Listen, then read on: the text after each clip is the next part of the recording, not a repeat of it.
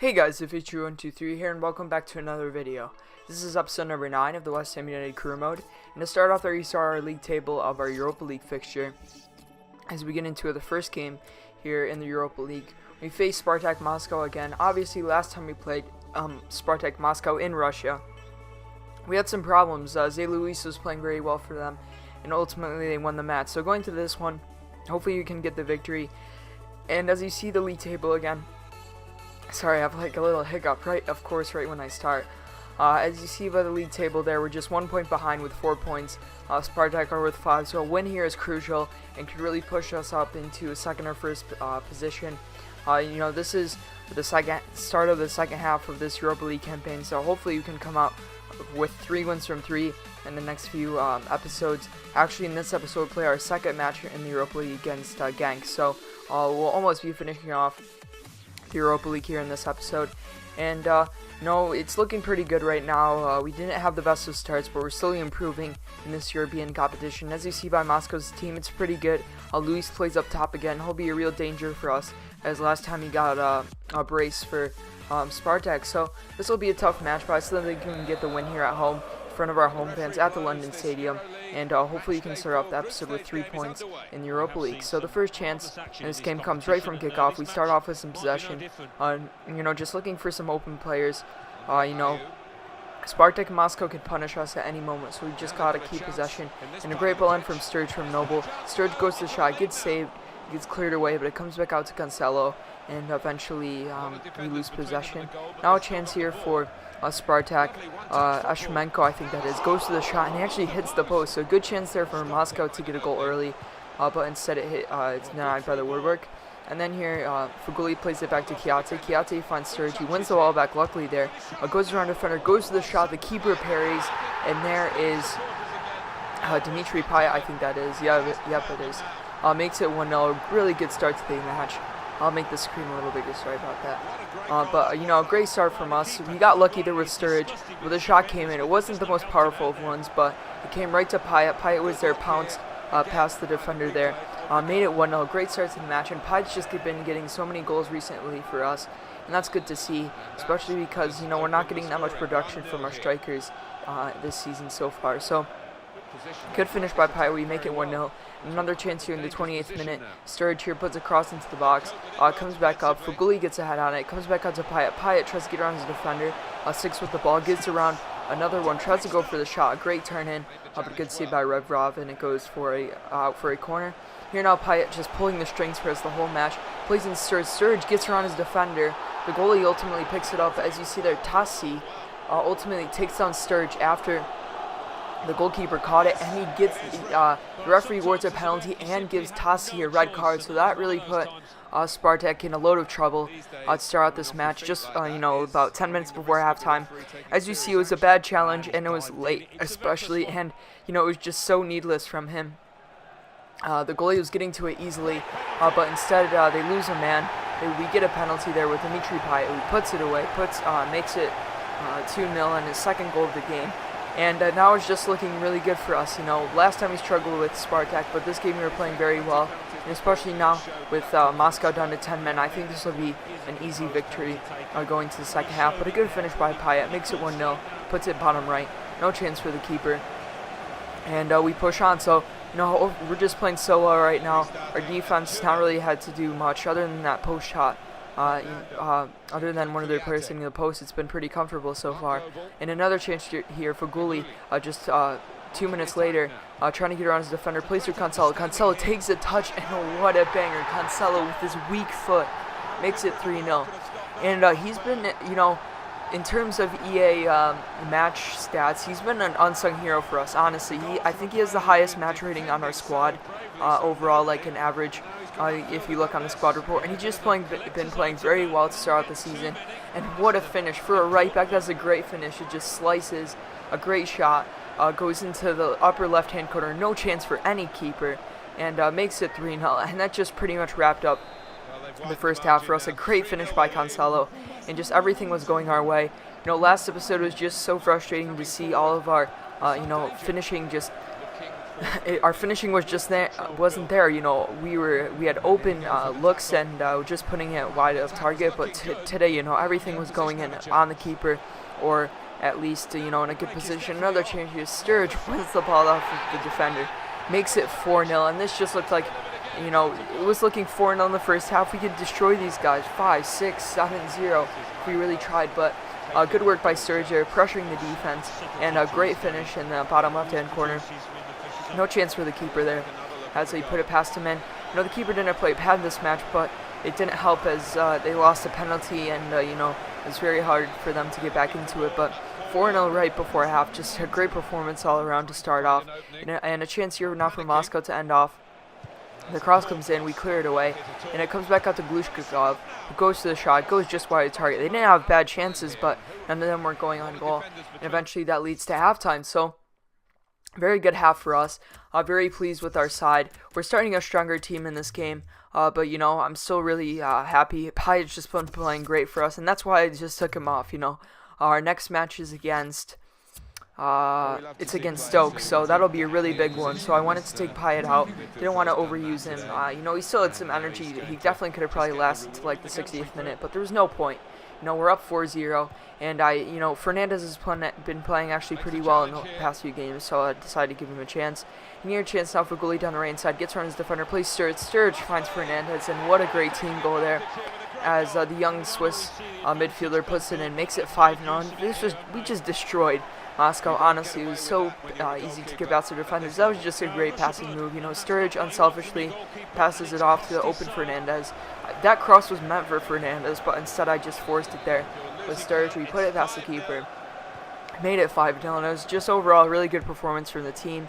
As you see, you know, we definitely put our foot off the pedal in the second half, but we didn't really have to do anything, honestly. So we come out with this game with a 5-0 win, you know, our biggest win of the series so far. A great result from this side. Everyone played well, you know. Fernandez came on, played, you know, in the second half played pretty well, got the goal. Pyatt obviously played well. Cancelo with that banger. And we were just really clinical with this game, surprisingly after last episode, but 6 shots on target and 5 goals, which is just insane. And I actually haven't had a chance to look at this, the poll for the USA offer, so look at that. I'm actually going to record next episode right after this, so I'll probably make a decision there what we're going to do with that USA job. But as you saw there, China came in, but I'm not going to be accepting them.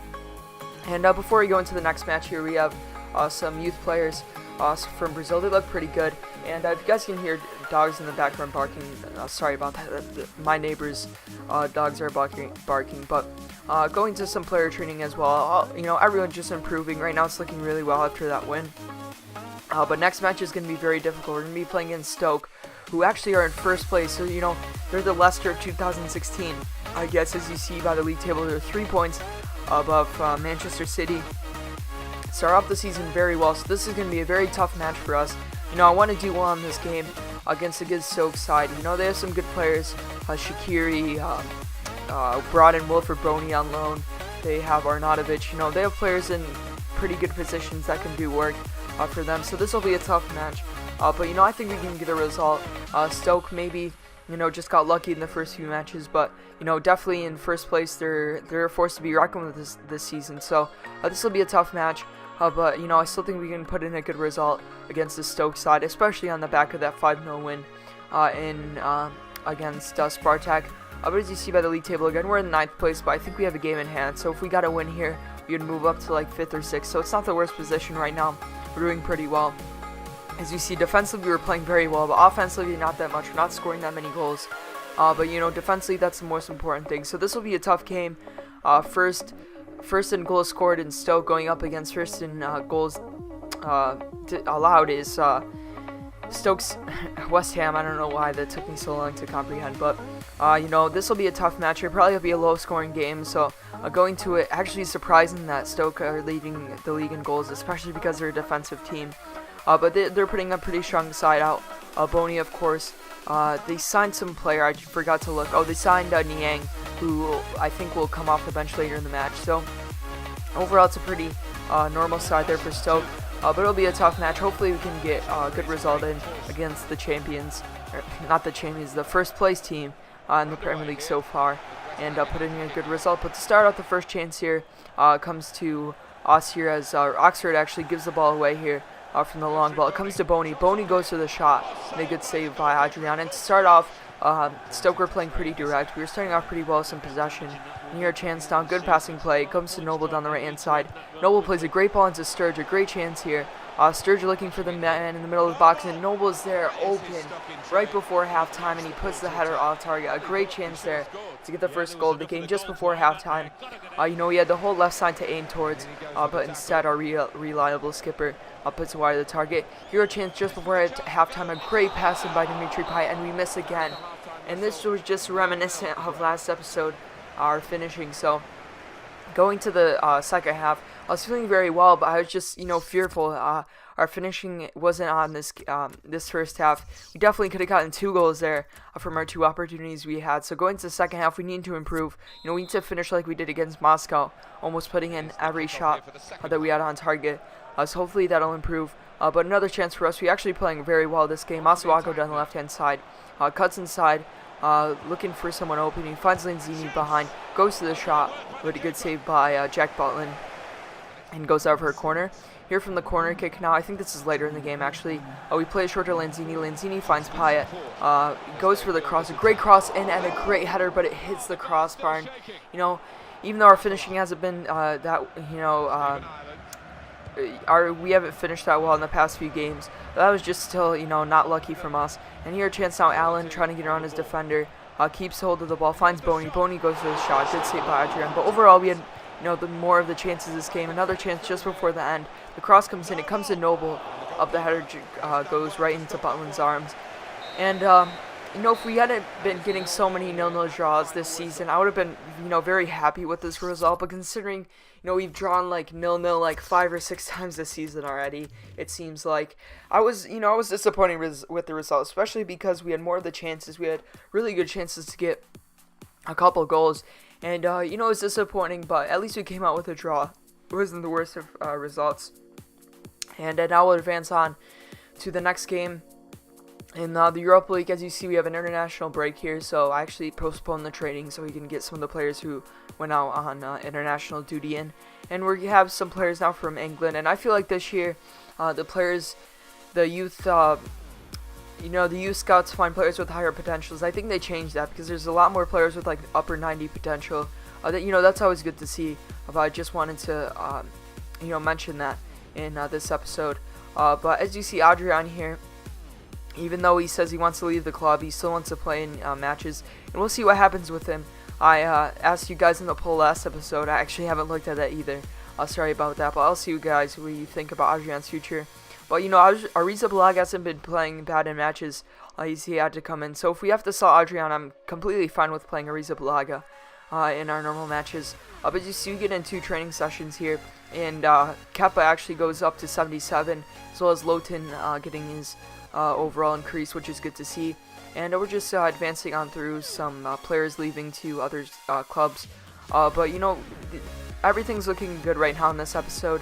And as you see, this next game, Payet wants to play, but I don't actually think I'm going to play him in this match as we go into it against Genk. And I actually made 11 changes to the side, I'm pretty sure, as we're 1 point ahead of, it's either Spartak or Genk. So right now we're on 7 points. If we win this match, I think we confirm our first place finish into the next round of the Europa League. So that would be nice to get. So as you see, going to this match, I made a lot of changes to the side. And as you see, Reed, the skipper for today, actually comes out on the pitch, his first appearance in a while. As you see, actually Midtjylland are in second place. So if we get the win here, it would really improve our chances. I think that would secure our first place finish in the Europa League, so that would be nice to get. But as you see by our side, as I said, 11 changes made to the team. Masuaku played last match, but he's normally a squad, doesn't get into the starting lineup. But still, it's going to be a tough match. When we played Genk last time, this was our first one in the Europa League campaign with 1-0 win, I think it was. So going into this match, it'll be tough, but, other than Leon Bailey, they don't really have any targets that are going to really pressure us, so I was feeling optimistic. Again, we're here at the London Stadium, which is good to see. So hopefully on the back of that 5-0 win last home game against Spartak, we can come out with another strong performance, and just about towards the end of this group stage of the Europa League. But the first chance here comes from the free kick, comes back out to Lanzini, who finds Torre. Torre with some great dribbling, getting around his defender, goes to the shot, but it goes wide of the target and out for a corner kick. And here that pretty much ended the first half. It was a pretty uneventful game again, like actually against Stoke it really wasn't, but this was more reminiscent of last episode. So going into the second half, we want to improve. We were dominating possession and we had a few chances, but the most important thing is getting a goal, and hopefully you can do that in this match. As another chance here from Elvedi, making a good run, pushing up. He finds Antonio, who finds Zaza. Zaza finds Antonio back, who shows his strength here, wins the ball off the defender, has a great chance, plays Lanzini across, and he misses the target. And I just really need to improve my finishing. I think I'm trying too hard, instead of putting it into the right-hand corner, right where the keeper can't save it, I just got to put it on goal. And that's happened too many times in the past few games, so I got to improve. But that was the only chance really of the second half until the 90th minute here. Zaza here with one final chance. He finds Torre, I think it was. He finds Elvedi on the run, and he finishes it past the keeper. Nico Elvedi makes it 1-0 to us in the 93rd minute.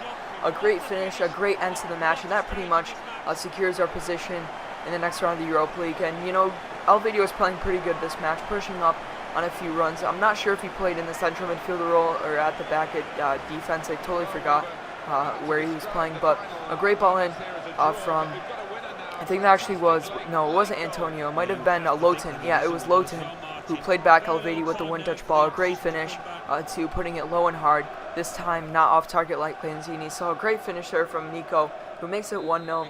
And that was the last kick of the game pretty much, here as you see Genk passing it out. And a great win for us, especially on the back of that 0-0 draw against Stoke. So that was a very good match for us. We got the 1-0 win, and I think that secures our position in Europa League. I'm not sure. We'll look at the league table to end off this game, and episode, which is good to see. On the back of that, we're looking pretty confident going to the next match against United. And I'll just say that next episode will be a live commentary, just because in the next episode we're going to be playing some pretty big opponents. We play Manchester United. I'm not sure if we play Spurs first or Arsenal, but we play Manchester United, Spurs, and Arsenal, as you see here. So you play United, Spurs, then Arsenal. So that'll be a really big episode with a lot of good fixtures. But to end off this episode here, as you see some youth players, and I will take a look at the league tables of the BPL and the Premier League. But if you guys enjoyed, it'd be much appreciated if you have left a like and subscribed. As you see, that confirms our Europa League, at least as qualified into the next. We qualify it to the knockout rounds. But other than that, have a good day.